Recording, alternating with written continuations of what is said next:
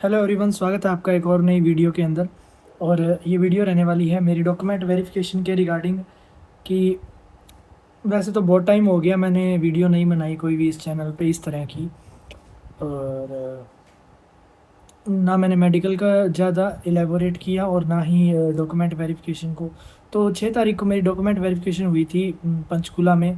तो उससे पहले मैं आपको बता देता हूँ कि मुझे अपना जो प्रेफर्ड ज़ोन था, पीछे वाले वीडियोस में जाके देखोगे तो आपको पता चलेगा कि मैंने 3 जोन्स का बताया था कि मुझे कौन सा ज़ोन मिल जाए तो मैं सेटिस्फाई हूँ अपनी जॉब से। तो वो पहला था एक चंडीगढ़ और दूसरा दिल्ली और तीसरा जयपुर।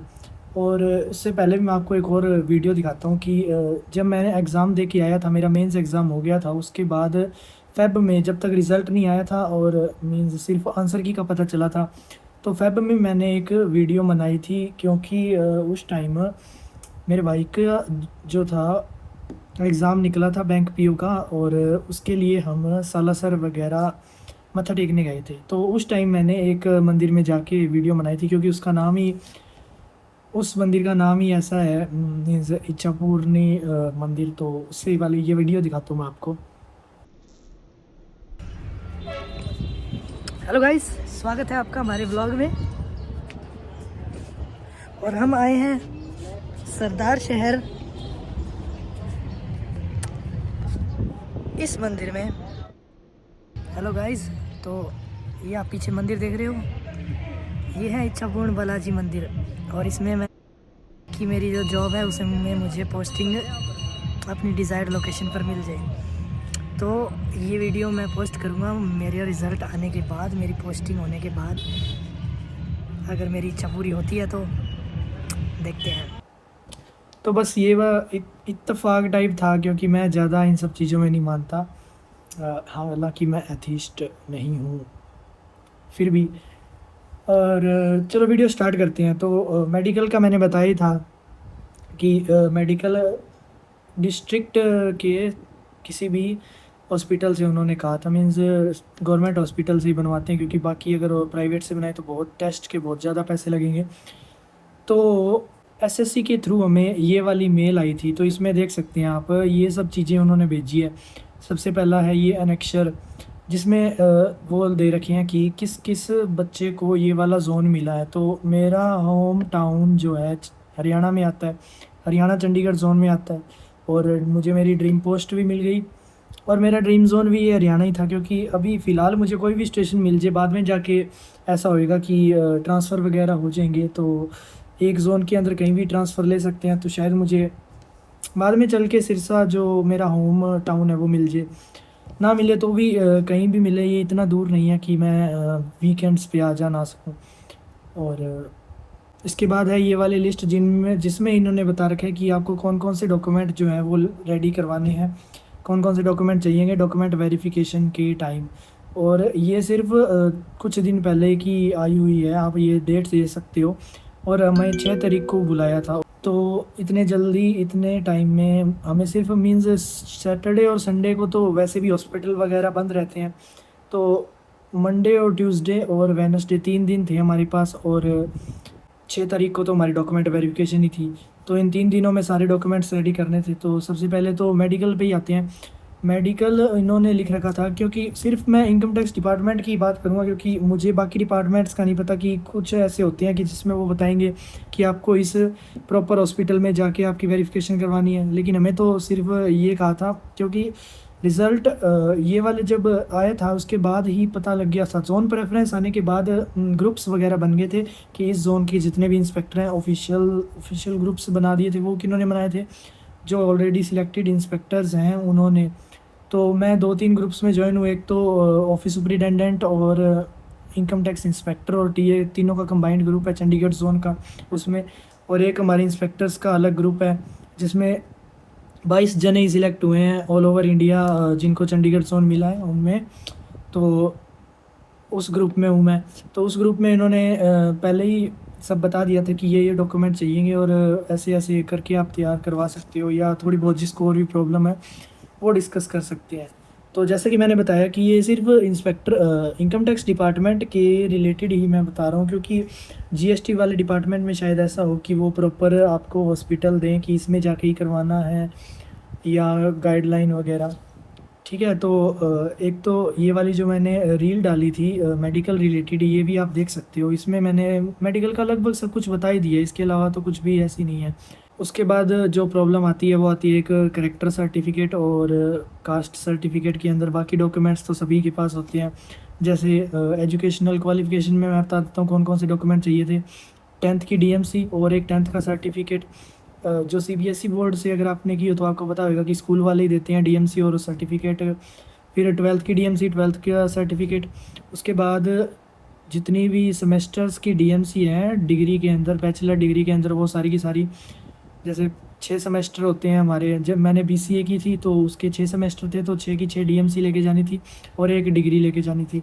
इसके बाद करेक्टर सर्टिफिकेट। वैसे तो हर एक जोन का अलग अलग होता है। मीन्स चंडीगढ़ वाले जोन में तो उन्होंने कहा था कि अगर आपके पास एक करेक्टर सर्टिफिकेट है किसी भी गेजेटेड ऑफिसर का, किसी भी प्रिंसिपल का, प्रिंसिपल मतलब गवर्नमेंट स्कूल के या गवर्नमेंट कॉलेज के प्रिंसिपल का, या जिसमें आप पहले लास्ट पढ़े हो, जैसे कि मैं जेसीडी में पढ़ा हूँ सिरसा में, जो कि प्राइवेट कॉलेज है, तो वहाँ के प्रिंसिपल का भी चल जाता। एक आइडेंटिटी सर्टिफिकेट और एक करेक्टर सर्टिफिकेट, इन दोनों पे साइन करवाने होते हैं। और ये मिलते कहाँ पे? ये मेल में ही मिलते हैं। जैसे ये मेल में आपको दिखाता हूँ। ये जो है ये अटेस्टेशन फॉर्म है, ये 4 पेजेस का फॉर्म, जो इसके 4 कॉपीज़ खुद भरनी थी, खुद पेन से। और इतना भी कुछ इसमें वो नहीं है, बिल्कुल इजी अंडरस्टैंडेबल फॉर्मेट में था। ये खुद 4 इनको पेन से भरने थे ओरिजिनल। और एक आइडेंटिटी सर्टिफिकेट जो कि लास्ट में गेजेटेड ऑफिसर से या किसी, इसमें लिखा हुआ है किस किस से आप वो साइन करवा सकते हो, एमएलए वगैरह से। तो ये वाला इसका एक ओरिजिनल और 3 सेल्फ अटेस्टेड फ़ोटोकॉपी, मीन्स खुद से साइन करके, और उसकी फ़ोटोकॉपी उसके साथ अटैच करनी थी। और ओबीसी सर्टिफिकेट जो है, अब उसमें थोड़ी मेरे को प्रॉब्लम आई थी, क्योंकि उसका मैं आपको आगे बताता हूँ। तो मेडिकल का मैंने जैसे क्लियर किया, तो हमारे जब मैं मेडिकल कराने गया था ना, तो उन्होंने कहा था कि आपको, आप किस बेस पे हमारे पास आए हो ये मेडिकल कराने, आप कोई लेटर वगैरह दिखाओ जिसमें कहा हो कि सीएमओ से करवाना है या इससे करवाना है, उससे करवाना है। तो एक बार तो मीन्स गवर्नमेंट एम्प्लॉई का ऐसे ही होता है कि थोड़े अके हुए ही रहते हैं, कुछ भी काम करो। तो मैं वहाँ पे गया था तो वो कहते कि यहाँ पे, मैंने कहा कि उन्होंने कहा है मुझे, मतलब व्हाट्सएप में और मेल पे ये कहा है कि आप किसी भी हॉस्पिटल से जाके करवा सकते हो। तो वो थोड़ा ऐसे चिढ़ गए और कहते कि जाओ फिर किसी मर्ज़ी से करवा लो, हम तो नहीं करके देते। फिर मैंने थोड़ा उनसे आराम से बात की और वो लेके आया मैं प्रिंट, वो मेमोरेंडम का। उसमें लिख रखा था कि आप किसी भी गवर्नमेंट हॉस्पिटल से करवा सकते हो जहाँ पे सिविल सर्जन या सीएमओ बैठता है। तो उन्हें ये चाहिए था लिखा हुआ कि सिविल सर्जन से करवाना है, क्योंकि वो ऑफिस सीएमओ का ऑफिस था, उससे पहले सिविल सर्जन के साइन लगते हैं ना। तो उन्होंने, तो वो वाला मैंने लेके उन्हें ले जाके दिया। तो मेरे को तो वहाँ पे 2 दिन लगे, क्योंकि मुझे नहीं पता था कि कितने घंटे डॉक्टर्स वगैरह बैठते हैं। तो मतलब 6 बजे से लेके उनका 2 बजे तक का टाइम होता है। तो एक डॉक्टर जो थे वो चले गए थे, जो डेंटिस्ट मतलब दांतों के डॉक्टर थे वो चले गए थे, तो उसके लिए मुझे दोबारा आना पड़ा। दूसरा, मेरा ब्लड की रिपोर्ट जो मैंने सबमिट कराई थी, मींस वो ब्लड टेस्ट और यूरिन टेस्ट हुए थे लैब रिपोर्ट में, तो उसके लिए मेरे को दोबारा आना पड़ा। कि वो रिपोर्ट तो मैंने, मीन्स टेस्ट सैंपल तो मैंने दे दिया था, उसकी रिपोर्ट नहीं आई थी। तो डेंटिस्ट के लिए मुझे दोबारा आना ही था। तो फिर मैं आधा काम करवा के निकल गया और फिर अगले दिन वापस आया। तो डेंटिस्ट वाले कराए और लैब की रिपोर्ट किसी डॉक्टर से, वहाँ वहीं के ही जो हॉस्पिटल में बैठते हैं डेडिकेटेड डॉक्टर, उनसे करवा के आया। ठीक है, तो उसके बाद सभी उनके साइन हो गए। उसके बाद मैं पीएमओ ऑफिस में गया, उनसे साइन करवाए, फिर ले जाके वो सिविल सर्जन को दिया और थोड़ा माथापच्ची के बाद उन्होंने मेडिकल सर्टिफिकेट पे साइन करवाए। लगभग मीन्स अगर कोई अनजान है तो उसके लिए तो बहुत मुश्किल होएगा। और मेरे को भी जैसे ये 2 दिन लगे तो मेरे को और भी ज़्यादा लगती अगर मेरे को कोई हेल्प ना मिलती। तो वैसे मेरे भैया वहाँ पे थे तो उन्होंने मेरे को थोड़ा बहुत समझाया कि ऐसे ऐसे करके होएगा। तो मेरा वो हो गया था वहाँ पे मेडिकल सर्टिफिकेट का प्रोसेस कंप्लीट। उसके बाद मैं गया था कैरेक्टर सर्टिफिकेट पे साइन करवाने। तो ऐसे कोई कैरेक्टर सर्टिफिकेट पे साइन नहीं करके देता जब तक वो आपका थोड़ा जानकार ना हो या किसी के थ्रू आप उसको ना कहें कि गैजेटेड कि मुझे साइन चाहिए। तो मैं 2 जनों के करा के लेके गया था। वैसे उसमें हमारी मेल में लिख रखा था कि किसी भी एक के गैजेटेड ऑफिसर का कैरेक्टर सर्टिफिकेट चल जाएगा। फिर भी मैं अपनी सेफ्टी के लिए 2 करा के लेके गया था। एक तो गवर्नमेंट पॉलिटेक्निकल के लेक्चरार का, जो कि हरियाणा में गैजेटेड ही होते हैं। दूसरा जो बस स्टैंड पे हरियाणा रोडवेज़ के ट्रैफिक मैनेजर टीएम होते हैं, वो भी गैजेटेड होते हैं, तो एक उनका करा के लेके गया था। ठीक है, तो ये पूरा हो गया। फिर ओबीसी सर्टिफिकेट का बताता हूँ। ओबीसी सर्टिफिकेट कहते हैं कि 1 साल पहले का होना चाहिए क्रूशियल डेट से, और नॉन क्रीमी लेयर का होना चाहिए। अब नॉन क्रीमी लेयर क्या होती है कि जो ओबीसी में है ना, उसकी फैमिली इनकम अगर 8 लाख रुपए से कम है तो उसका एनसीएल नॉन क्रीमी लेयर का सर्टिफिकेट भी बनता है, और अगर वो उससे ज़्यादा है तो उसका ओबीसी सर्टिफिकेट बनता ही नहीं, क्योंकि क्रीमी लेयर का कोई ओबीसी सर्टिफिकेट नहीं होता, सिर्फ नॉन क्रीमी लेयर का ही होता है। तो हमारे तो ऑनलाइन बनता है हरियाणा में, सरल हरियाणा साइट से। तो मैंने वो अप्लाई कर दिया था, मेरा बन गया था। तो फिर उसके बाद वो लेके और करेक्टर सर्टिफिकेट पे 2 साइन करवा लिए और मेडिकल हो गया। बस ये 3 जो डॉक्यूमेंट हैं यही होते हैं जो थोड़ा टाइम लेते हैं अरेंज करने में। बाकी एक्स सर्विसमैन वगैरह वाला मेरा कोई वो था नहीं सिस्टम, ना एक्स सर्विसमैन का था, ना मैं पहले जॉब करता, तो मुझे ना कोई एनओसी की ज़रूरत थी, ना ना ही किसी अलग मीन्स मेरे को आगे एग्ज़ाम देना था, तो उसके लिए भी वो एक फॉर्म सा भरवाते हैं, तो ना मेरे को उसका कोई चक्कर था। तो बस मेरा तो सबसे सिंपल डॉक्यूमेंट्स में, क्योंकि पहले ही अटैम्प्ट में ना मैं कोई पहले से जॉब करता, तो सब कुछ ईज़ी था मेरे वाले में। तो जैसे ही मैंने ये सारे डॉक्यूमेंट अरेंज हुए, फिर 6 तारीख को हमें बुलाया था कि 6 तारीख को आपको आना है पंचकूला में, क्योंकि ऐसा होएगा कि जिसका जो ज़ोन मिला है वहाँ पे ही उनका डॉक्यूमेंट वेरिफिकेशन होएगा। तो मेरा ज़ोन जो चंडीगढ़ ज़ोन मिला है, तो मुझे चंडीगढ़ पंचकूला ट्राई सिटी है, मोहाली है, तो इकट्ठे ही हैं। तो वहाँ पे मुझे बुलाया था पंचकूला में 6 तारीख को। तो जैसे ही मैं वहाँ पे गया, तो वहाँ पे उन्होंने लिस्ट लगा रखी थी कि आपका इस आईटीओ के पास जाना है। तो मैं वैसे लेट हो गया था, वैसे तो टाइम था कि 10 बजे से लेके 5 बजे तक जा सकती हैं वहाँ पे, लेकिन मैं लेट कैसे हो गया कि मैं सिरसा से सुबह चला, और जैसे मैंने कैब बुक की थी तो वो टाइम दिखा रहे थे कि 12 बजे तक पहुँचा देंगे, लेकिन फिर भी 2 बज गए। ऐसे तो 5 बजे तक कहीं भी जा, मतलब कभी भी जा सकते थे। और उनका बीच में कॉल भी आ गया था जब मैं रास्ते में था, तो उन्होंने कहा था कि आपका आज डॉक्यूमेंट वेरिफिकेशन है, आप आ रही हो या नहीं। तो मैंने उनको जैसे-जैसे बता दिया कि मैं सिरसा से आ रहा हूँ और मेरे को 2 बजे के बाद ही मैं वहाँ पे पहुँचूँगा। तो शायद मैं ही वहाँ पे लास्ट बंदा था अपने आईटीओ मतलब ऑफ़िसर के पास जाने वाला, जिसका वो डॉक्यूमेंट वेरिफिकेशन करना था। तो जैसे ही मैं पंचकूला पहुँचा, तो वहाँ पे ऑफ़िस में पहुँचा, तो उन्होंने कहा कि लेट कैसे आए हो? मैंने कहा सर वो हो गया ऐसे-वैसे करके।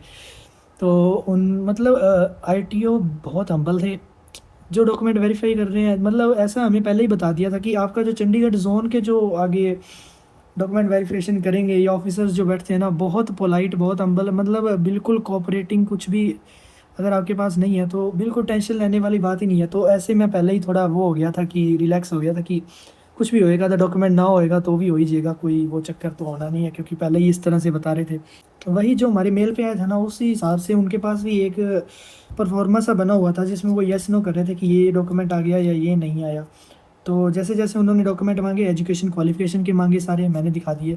उसके बाद एक उन्होंने कैरेक्टर सर्टिफ़िकेट माँगा, दिखा दिया। ओबीसी सर्टिफ़िकेट माँगा, तो ओबीसी का मैं बताता हूँ। मेरा जैसे कहते हैं ना कि 1 साल पहले का चलता है, तो मैं जो ओबीसी सर्टिफ़िकेट मेरा था, वो था 2024 की सितंबर की लास्ट का, और होना चाहिए था 2025 के अगस्त से 1 साल पहले का। मतलब वैसे मेरा 1 साल के अंदर-अंदर ही लाई कर रहा था, क्योंकि सितंबर से लेके अगस्त से लेके और अगले अगस्त 25 तक होना चाहिए था, तो मेरा सितंबर में था 24 में, तो वो वैसे चल रहा था। फिर भी मैंने ना मार्च में, इस 2026 के मार्च में मैंने एक और ओबीसी सर्टिफ़िकेट अप्लाई कर दिया था, क्योंकि हमारे यहाँ पे इतना औखा नहीं है वो बनाना, सिर्फ़ ऑनलाइन जाके सरल हरियाणा साइट पे अपनी डिटेल्स फ़िल करनी है, और फैमिली आईडी वगैरह हमारी होती है यहाँ पे, तो उससे उसके थ्रू सीधा ही बन जाता है, 1 दिन के अंदर-अंदर बन जाता है ओबीसी सर्टिफ़िकेट। कभी-कभी ज़्यादा टाइम लगता है, तो मैंने मार्च में भी एक बना लिया था 2026 की। लेकिन 2025 में मैंने नहीं बनवाया कोई भी, और उन्होंने ये कहा कि ठीक है, आपका ओबीसी सर्टिफ़िकेट तो इसमें लाई कर रहा है, लेकिन इसमें एक एनसीएल नॉन क्रीमी लेयर का सर्टिफ़िकेट और होता है। तो मेरे को लगा कि हमारे तो यहाँ पे बनता ही नहीं है, तो मतलब आईटीओ ने तो पास कर दिया था। इनकम टैक्स ऑफ़िसर ने, जहाँ पे पहले 2 जगह वेरीफ़ाई होने थे कि पहले आईटीओ पास करेंगे, उसके बाद वो फाइल ऊपर भेजेंगे। अगर वहाँ पे कोई कमी आई तो वो वापस आपको बुला लेंगे, तब तक आपको इंतज़ार करना था वहाँ पे। तो आईटीओ ने तो हमारे सब कुछ वेरीफाई कर दिया था, करेक्टर सर्टिफिकेट भी। और करेक्टर सर्टिफिकेट का मैं बताता हूँ, मैंने 2 बनवा के लेके गया था ना, तो मुझे लगा था कि लेक्चरर वाला नहीं चलेगा, क्योंकि उसमें सीधा ऐसे लिख रखा था attested bye lecturer government polytechnical. उसमें नाम नहीं था। कभी कभी मतलब ज़्यादा गेजेटेड ऑफिसर जो होते हैं, जैसे असिस्टेंट प्रोफेसर या तहसीलदार या कोई भी, इनके है ना जो स्टैंप होती है, स्टैंप के अंदर ही इनका नेम होता है। तो मुझे लगा कि ये लेक्चरर वाला चलेगा नहीं, इसलिए टीएम वाला तो मेरे पास है ही, टीएम वाला चल जाएगा, हरियाणा रोडवेज़ वाला। तो वहाँ पे उल्टा हुआ, उन्होंने कहा कि ये टीएम वाला आप रख लो, हमें एक ही ज़रूरत है, तो हम ये लेक्चरर वाला ही लेंगे। तो फिर लेक्चरर वाला मैंने सबमिट कर दिया, आइडेंटिटी सर्टिफिकेट भी सबमिट कर दिया, और करेक्टर सर्टिफिकेट और ओबीसी सर्टिफिकेट भी चल गया, और क्वालिफ़िकेशन वाली सब कुछ वो भी चल गए। मेडिकल था, मेडिकल में सिविल सर्जन और डिप्टी सिविल सर्जन के स्टैंप और मोहर लगी हुई थी, मोहर और साइन किए हुए थे, तो वो भी चल गए। और डॉक्यूमेंट वेरीफाई वहाँ पे आईटीओ ने सब कर दिया। उसके बाद एक उन्होंने वो लिखवाया, एक एप्लीकेशन टाइप, या उसमें था कि कुछ भी मैंने जो डॉक्यूमेंट सबमिट किए हैं वो बिल्कुल ट्रू हैं, और इनमें कोई भी ऐसे छुपाया नहीं गया है राज वगैरह, वैसे वैसे करके साइन करके और उन्हें सबमिट करना था। उसके अलावा दूसरी चीज़ उन्होंने कही स्टेशन प्रेफरेंस फॉर्म की, कि इनकम टैक्स डिपार्टमेंट में ऐसा होता है कि स्टेशन प्रेफरेंस फॉर्म और भरवाते हैं कि आपको जो स्टेशन मिला है ना, स्टेशन नहीं, आपको जो जोन मिला है ना, उसके बाद स्टेशन अलॉट होंगे। जैसे चंडीगढ़ के अंदर अब है हरियाणा, फिर पंजाब, हिमाचल भी है, और जम्मू कश्मीर भी है। तो जम्मू कश्मीर वाले तो सारे, और हिमाचल वाले लगभग स्टेशन ऐसे हैं कि हार्ड स्टेशन कहते हैं। और हार्ड स्टेशन का मतलब ये होता है कि अगर आपने हार्ड स्टेशन में 1 साल ड्यूटी कर ली, तो उसके बाद आपको मनचाहा स्टेशन दे देंगे, जैसे आपके डिस्ट्रिक्ट का दे देंगे या डिस्ट्रिक्ट के साथ वाला दे देंगे। तो स्टेशन प्रेफरेंस फॉर्म में 5 स्टेशन भरने होते हैं।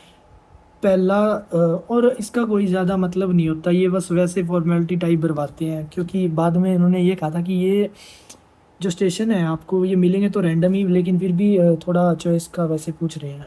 और कुछ मेरे से ये भी पूछ रहे थे कि जो स्टेशन मिला है वही रहेगा या जो जोन मिला है वही रहेगा। तो मैं बता देता हूँ कि जो जोन एक बार आपको मिल गया, तो जोन हमेशा आपका परमानेंट वही रहेगा, जोन इधर उधर नहीं हो सकता। अगर चंडीगढ़ मिल गया तो चंडीगढ़ जोन के अंदर आप हरियाणा, पंजाब, हिमाचल, जम्मू इनमें ही घूमते रहोगे, लेकिन इससे बाहर नहीं जाओगे। जैसे दिल्ली मिल गया तो दिल्ली में ही रहोगे, जयपुर मिल गया राजस्थान में ही रहोगे, आप वापस इधर अपने हरियाणा में नहीं आ सकते। ऐसे ही था। तो और दूसरी बात है स्टेशन की, कि स्टेशन एक बार अलॉट हो गया तो उससे ट्रांसफ़र होते हैं नहीं, तो बिल्कुल होते हैं। मींस एक ज़ोन के अंदर इंटर ज़ोन ट्रांसफ़र बंद है, इंट्रा ज़ोन चलता है कि एक स्टेशन आपको मिल गया तो हर साल उसमें फॉर्म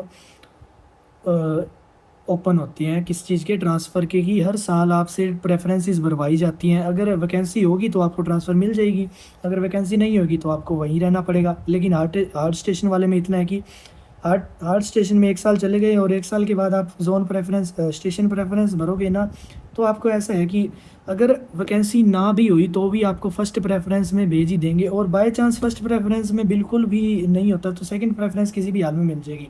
ये हमारे इंस्पेक्टर जो पिछले साल या 2-3 साल पहले वाले लगे हुए थे, वो हमें इस चीज़ के बारे में गाइड कर रहे थे कि आपको ये तो मिल ही जाएगी, ठीक है।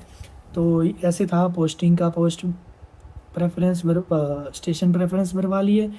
उसके बाद एक था वहाँ पे फॉर्म रोज़गार मेला का, तो मुझे भी नहीं पता था वैसे रोज़गार मेला क्या होता है, बस इतना पता था कि रोज़गार मेला होता है कि जहाँ पे आपको सर्टिफिकेट्स, अपॉइंटमेंट लेटर्स देते हैं। वो अपॉइंटमेंट लेटर मतलब जॉइनिंग उसके बाद ही होएगी। एक तो मेल पे आता ही आता है अपॉइंटमेंट लेटर, उन्होंने बताया। और मेरा थोड़ा ऐसा था कि मैंने सोच रखा था कि रोज़गार मेले में मैं चंडीगढ़ वाला ही लूँगा। तो उन्होंने मेरे को जैसे वो रोज़गार मेले वाला दिया ना, उनमें 4 ऑप्शन थे। लुधियाना था, फरीदाबाद था, एक था अमृतसर और एक और था। तो उन्होंने कहा था कि आप रोज़गार मेले में फ़िज़िकली आना चाहते हो या फिर वर्चुअल अटेंड करोगे ऑनलाइन। तो मैंने तो कहा था कि मैं आना चाहता हूँ, क्योंकि मैंने ये सुना था कि वहाँ पे कोई मिनिस्टर वगैरह आएंगे और आपको वो देंगे अपॉइंटमेंट लेटर। तो मैंने सोचा कि फ़ोटो वगैरह होएगी और वहाँ पे डाल देंगे इंस्टाग्राम या उस पर मैं बाकी बच्चों को दिखाने के लिए, आपको दिखाने के लिए मैं वहाँ पे डाल दूँगा वो पोस्ट। लेकिन हमारे जो आईटीओ थे उन्होंने कहा कि क्या करोगे आप इतना दूर आके? मैंने कहा कि फ़रीदाबाद आ जाऊँगा मैं। फिर उन्होंने कहा कि फ़रीदाबाद तो आपको बहुत दूर पड़ेगा।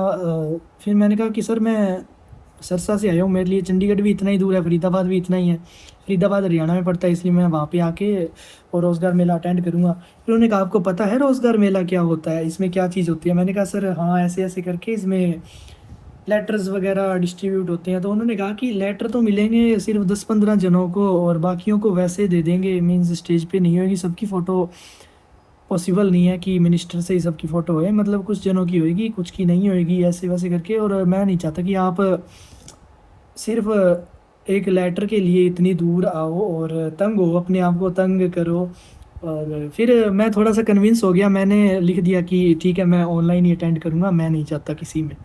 फिर वो सारा जैसे फ़ाइल तैयार कर ली, हो गई, उन्होंने वहाँ पे दे दी थी मैंने वहाँ पे सबमिट कर दी और उन्होंने कहा एक बार आप जाओ बाहर बैठो, ठीक है? और वो देते ही फ़ाइल मैं लास्ट बंदा था शायद वहाँ पे वो वेरिफ़िकेशन कराने वाला, क्योंकि मैं लगभग ढाई 3 बजे वहाँ पे पहुँचा था, ठीक है? तो उसके बाद वो सर तो चले गए और वो फ़ाइल उन्होंने कहा कि ये फ़ाइल ऊपर पता नहीं कमिश्नर या कौन वहाँ पे बड़े अथॉरिटी बैठे थे, उनको कहा था कि ये फ़ाइल अभी उनके पास जाएगी, आप थोड़ी देर यहाँ पे वेट करो कि कोई वो एक बार और चेक करेंगे, कोई प्रॉब्लम हो तो वो बता देंगे। वैसे मेरे को ज़्यादा डर इसी बात का था कि ओबीसी सर्टिफ़िकेट का ही कुछ प्रॉब्लम कर सकती है, क्योंकि वो हर स्टेट में अलग-अलग होता है। तो हरियाणा में 2 बनती हैं, एक तो बीसी सर्टिफ़िकेट बनता है बैकवर्ड क्लास का, एक ओबीसी बनता है जो सेंटर का होता है, ठीक है? तो इसलिए मेरे को थोड़ा कन्फ्यूज़न सा थे मेरे पास दोनों ही सर्टिफ़िकेट, लेकिन ओबीसी वाला जैसे लगभग 1 साल पुराना, 11 महीने पुराना था।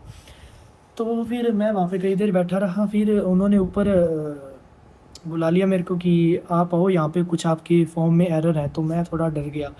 तो मैं वहाँ पे गया ना, वैसे मैं वहाँ पे गया तो उन्होंने मुझे कहा कि यहाँ पे आपने कटिंग कर रखी है अटेस्टेशन फॉर्म में 2-3 जगह। मीन्स डेट का था कि वो अगस्त का 8 लिखते हैं ना, मैंने एक बार 4 लिख के उसको वापस 8 ऐसे बनाया था, तो उन्हें वो कह रहे थे कि ये थोड़ी कटिंग टाइप है, इसके आप नीचे साइन कर दो। तो वो हो गया। दूसरा उन्होंने मुझे प्रॉब्लम में डाल दिया। उन्होंने कहा कि ये जो कास्ट सर्टिफ़िकेट है आपका, ये है सितंबर 2024 का। तो मैंने कहा सर मैं तो यही बताया था कि क्रूशियल डेट से 1 साल पहले का होना चाहिए।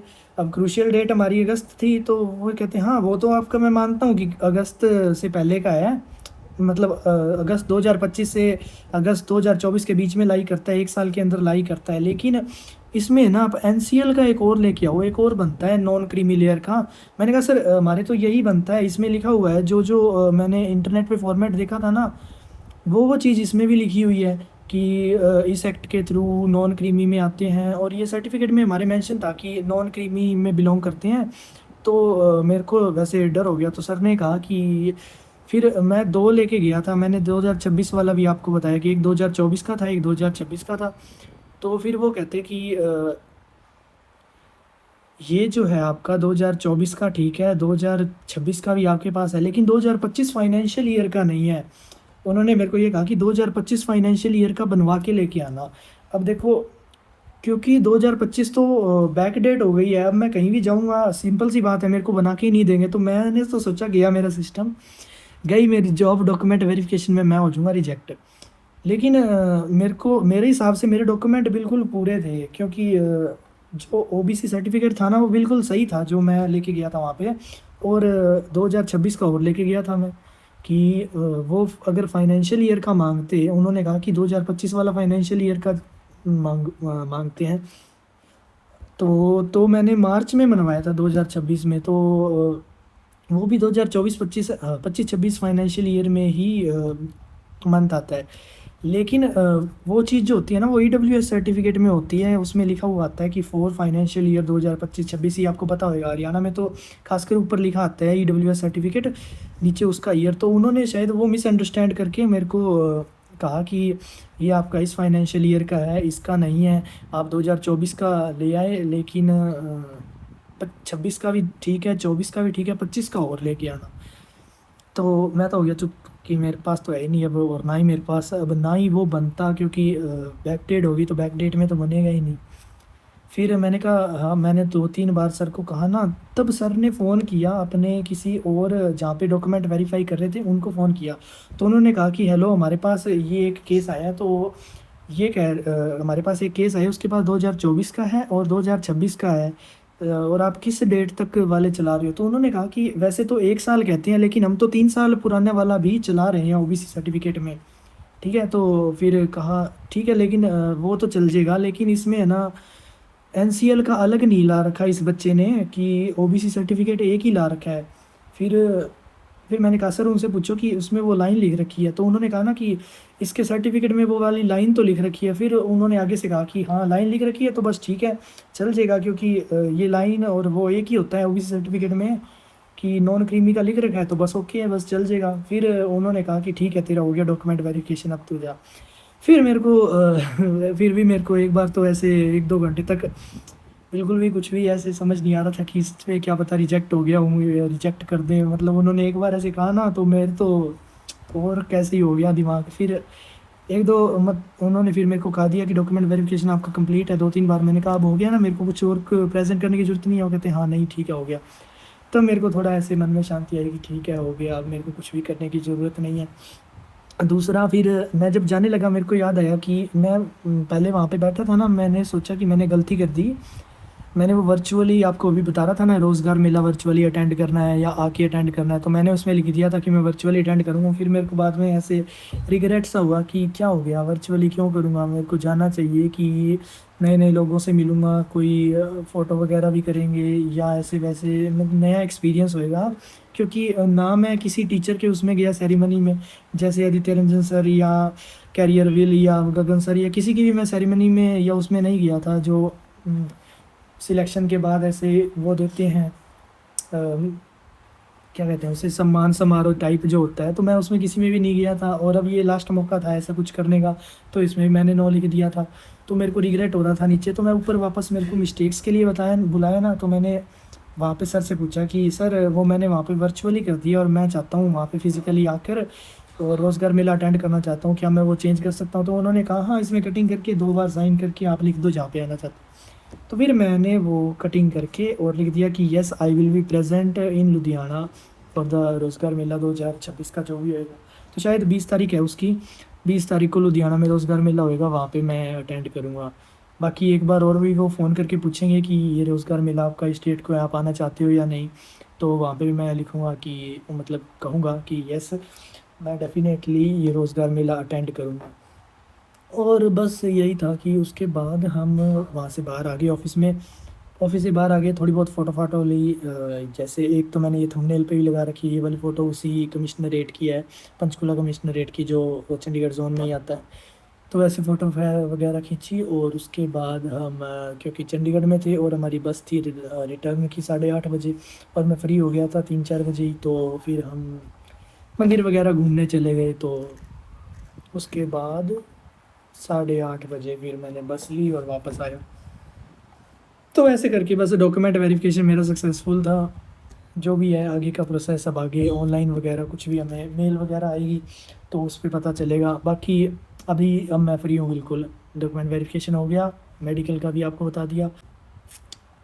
बस इतना ही था आज की वीडियो में। अगर आप लोगों की कुछ और क्वेरीज़ हो तो आप इसके ही कमेंट सेक्शन में पूछ लेना, ट्राई करूँगा रिप्लाई करने की। बाकी मेडिकल रिलेटेड ही ज़्यादा बच्चों की क्वेरी थी कि मेडिकल में ये वो चेक होता है कि नहीं। तो सभी डिपार्टमेंट के है ना अलग अलग होते हैं, कि इनकम टैक्स वालों ने तो कह दिया था कि आप किसी मर्जी हॉस्पिटल में जाके बनवा सकते हो, मीन्स ऐसे किसी भी नहीं, मतलब जो बनाते हैं सिविल सर्जन या सीएमओ वगैरह, ये तो पता ही है कि ये गवर्नमेंट ऑफिशियल्स ही हैं। सीएमओ हो गया, सिविल सर्जन हो गया, प्रिंसिपल मेडिकल ऑफिसर हो गया या डिस्ट्रिक्ट मेडिकल ऑफिसर। तो ये वाले जो कुछ हैं, मैं आपको ये स्क्रीनशॉट दिखाता हूँ कि इसमें जितने भी लिखे हुए हैं इनसे मेडिकल सर्टिफिकेट कोई भी बनवा सकता था हमारे केस में तो। और ये सब पता कैसे चलता है कि जैसे ही आपका जोन प्रेफरेंस आ जाता है उसके बाद ग्रुप्स वगैरह जॉइन हो जाते हैं, तो उनमें एक दूसरे से या जो सीनियर्स होते हैं पहले से सिलेक्टेड, वो बता देते हैं कि ऐसे ऐसे करके होएगा। ठीक है, तो वहाँ से पता चल गया था। बाकी ये जो प्रोसेस है, ये बाद का जो प्रोसेस है, इसमें इतना टेंशन लेने की किसी को बात नहीं होती। मेडिकल वगैरह ये सब हो जाता है, इतना इसमें कोई, ये फॉर्मेलिटीज़ ही होती हैं। मतलब जो सच में जिसको प्रॉब्लम है उसका तो क्या ही कहना, लेकिन बाकी चीज़ों में इतना कुछ वो नहीं है। ये मेडिकल भी सिंपल ही था। मीन्स कुछ एक ऐसे टेस्ट थे जो कि जैसे देख के ही ऐसा लग रहा था कि इस चीज़ की तो प्रॉब्लम हो ही नहीं सकती। जैसे एक्सरे वाला टेस्ट होता है या ऑर्थो वाला टेस्ट, हड्डियों में कोई प्रॉब्लम या किसी चीज़ की दवाई लेनी हो, वो फिजिशियन वाले टेस्ट। तो ये चीज़ तो वैसे देखने से ही पता चलता है कि इस चीज़ में तो कोई खराबी होगी नहीं। तो सीधा सीधा वो साइन कर देते हैं वहाँ पे कि आप जाओ, ये हमारा test clinically not any problem, ऐसा कुछ लिख के वो दे देते हैं। तो ये 10 एक जो टेस्ट थे ये वाले, आधे टेस्ट इन्होंने जो ज़रूरी हैं जैसे ईसीजी वाला, पल्स रेट वाला, इसमें भी थोड़ी मेरे को एक बार प्रॉब्लम आ गई थी कि ये जो मैंने पहन रखा है ना मेटल का, तो इसकी वजह से वो मेरी पल्स रेट वगैरह चेक करने में थोड़ी प्रॉब्लम आई थी। तो फिर एक बार तो उसमें भी कह रहे थे अभी अभी पंगा हो जाता तेरा अगर तो ये सही नहीं आता, तो लास्ट टाइम में वो फिर हो गया था ईसीजी वाला भी, वरना मेरे को एक और दिन का वेट करना पड़ता या किसी और से कहीं और से ईसीजी वगैरह करानी पड़ती। तो प्राइवेट में तो वो टेस्ट बहुत महंगे पड़ते, तो यही होता है गवर्नमेंट वाले का फ़ायदा। अब उसमें मैं एक्सपेंस बता देता हूँ मेरे कितने लगे थे कि 100-200 रुपये तो मेरे डॉक्यूमेंट्स वगैरह या कागज़ों में ही लगे थे, मेडिकल के जो भी मुझे चाहिए थे उनमें लगे। 50 रुपये की एक बार एक रिसिप्ट कटी थी और 500 रुपये की एक बार एक फ़ीस कटी थी। उस 500 के अंदर अंदर अंदर ही सारे टेस्ट आ जाते हैं।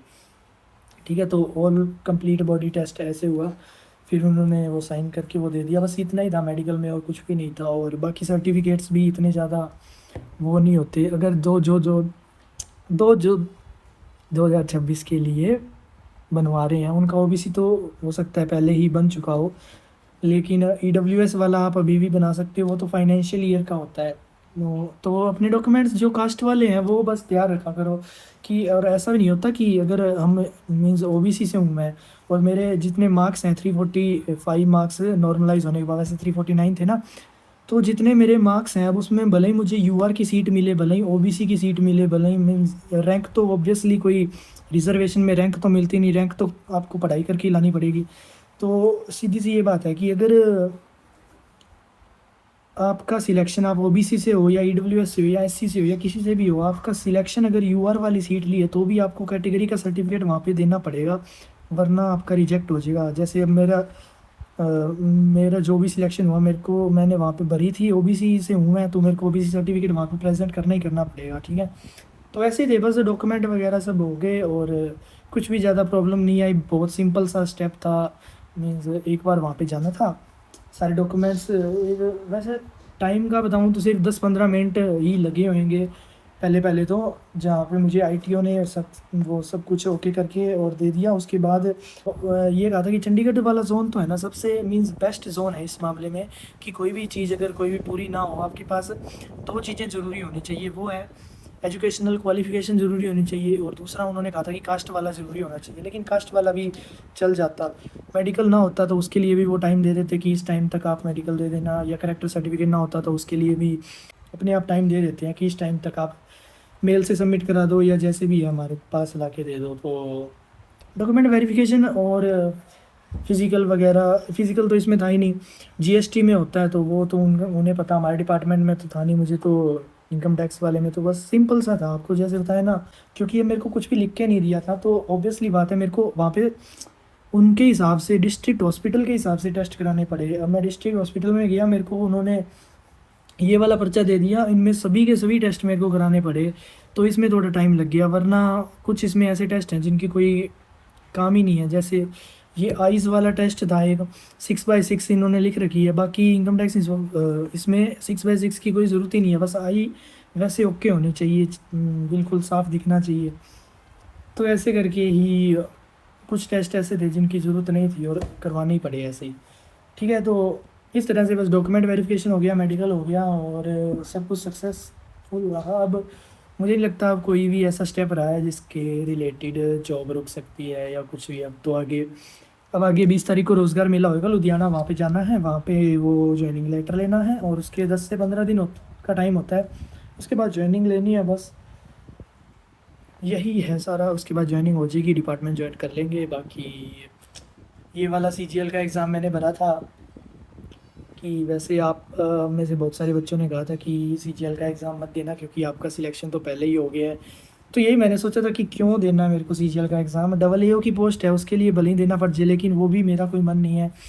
उसमें और स्पेशल पढ़ना पड़ता है एक और एग्ज़ाम के लिए, जो कि ऑडिट वाला उनका ही होता है। डबल AO के अंदर ही एक एग्ज़ाम होता है, SAS का एग्ज़ाम कहते हैं शायद उसे, तो वो देना पड़ता, तो उसके लिए अलग पढ़ना पड़ता। और दूसरी बात, मैंने पढ़ाई छोड़ रखी है बिल्कुल भी। जब से मेरा रिज़ल्ट आया है ना, पहले फरवरी से लेके जनवरी से लेके अप्रैल तक तो मैं थोड़ा बहुत पढ़ भी रहा था, क्योंकि मेरे को ये नहीं पता था कि सिलेक्शन हुआ है या नहीं कंप्यूटर की वजह से।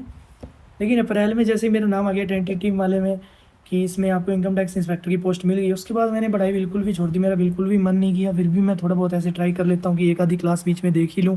कभी कभी मन करता है कि मैंने इतनी सारी जीके पढ़ी है, कहीं ये मैं भूल ही ना जाऊँ, क्योंकि इतनी मेहनत लगती है इतना सब कुछ पढ़ने में, रिवाइज़ करने में। मेरे को बहुत अच्छी तरह रिवाइज़ हो गई थी पूरी जीके, तो ऐसे लगता था कि मैं भूल ही ना जाऊँ। फिर भी मतलब इसीलिए मैं कभी कभी दोबारा पढ़ लेता था बीच में, लेकिन ऐसे नहीं डेडिकेटेड 2-3 घंटे का, ऐसे कुछ नहीं। क्योंकि मैंने फॉर्म भराया था ना, तो मेरे को थोड़ा ये था कि अगर मेरे को जोन ना मिला तो मेरे को ऐसे होएगा कि मेरे को दोबारा पेपर देना पड़ेगा 2026 वाला। लेकिन वो सब हो गया, और ऊपर से मेरे को अपनी ड्रीम पोस्ट जो मेरे को चाहिए थी वो तो मिली, ड्रीम ज़ोन और मिल गया, क्योंकि ये मैंने रिस्क लिया था कि ड्रीम ज़ोन मिलता है क्या नहीं। तो ड्रीम पोस्ट भी मिल गई, ड्रीम ज़ोन भी मिल गया। अब दोबारा एग्ज़ाम दे के क्या ही करना, अब तो मैं बिल्कुल भी पढ़ाई छोड़ सकता हूँ, मैंने तो ये सोचा था। तो मैं ये वाला एग्ज़ाम नहीं दे के आऊँगा। वहाँ पे हमसे सर ने, ये ITO सर ने ये भरवाया भी था कि आपका कोई आगे रिज़ल्ट आने वाला है क्या, या आपने पहले कोई डिपार्टमेंट ज्वाइन किया है क्या, ये चीज़ भराई थी। तो मैंने कहा था उन्हें कि CGL मैंने ये 2026 का भर तो रखा है, लेकिन मैं देने नहीं जाऊँगा। तो वही उन्होंने यस करना था कि आगे कोई एग्ज़ाम नहीं है। तो मैंने कहा था, उन्होंने कहा ना कि देने नहीं जाओगे ना पक्का ना, मैंने कहा हाँ नहीं जाऊँगा। फिर उन्होंने वहाँ पे वो लिख दिया कि आगे कोई भी ज्वाइनिंग या कोई भी एग्ज़ाम नहीं है, बस यही फाइनल है। तो बस ऐसे ही मेरा डॉक्यूमेंट वेरिफिकेशन सक्सेसफुल रहा, और मेरे को किसी भी चीज़ की अब आगे बिल्कुल फ्री हूँ मैं। अब बस डिपार्टमेंट ज्वाइन करने का वेट है, और थोड़ी बहुत तैयारियाँ चल रही हैं। ठीक है, बस इस वीडियो में इतना ही। और ऐसी वीडियो कब लाऊंगा मैं, अब डिपार्टमेंट ज्वाइन करने के बाद ही लाऊंगा। डिपार्टमेंट ज्वाइन हो जाए, वहाँ की कुछ फ़ोटोज़ वगैरह ज्वाइन करूँ, फ़ोटोज़ वगैरह लूँ, डिपार्टमेंट ज्वाइन करूँ, आपको काम का बता दूंगा थोड़ा बहुत कि कैसे काम होता है या कैसे ट्रेनिंग वगैरह होती है। तो पहले तो यही कहा था कि जो स्टेशन मिलेगा वहाँ पे जाना पड़ेगा, ट्रेनिंग के लिए स्पेशल बुलाएंगे बाद में। तो वो आगे का प्रोसेस है, जैसे होएगा उसके बाद ही पता चलेगा वो तो।